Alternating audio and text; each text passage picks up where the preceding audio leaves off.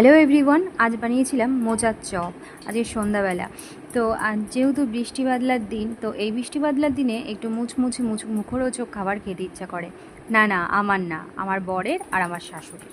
আমি অত chop top এইসব তেলে ভাজা জিনিস অতটা পছন্দ করি না, তো ওদের জন্যই বেশিরভাগ বানানো হয়।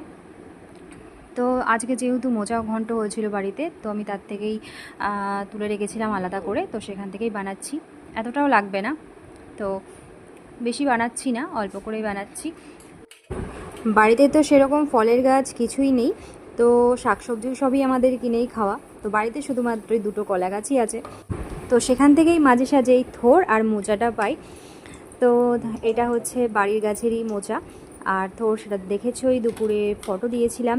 তো বাড়ির গাছেরই মোচা থোড়ই আজকে রান্না হয়েছিল, একদম নিরামিষ। তো এই যে এখন একদম রেডি, মুচমুচে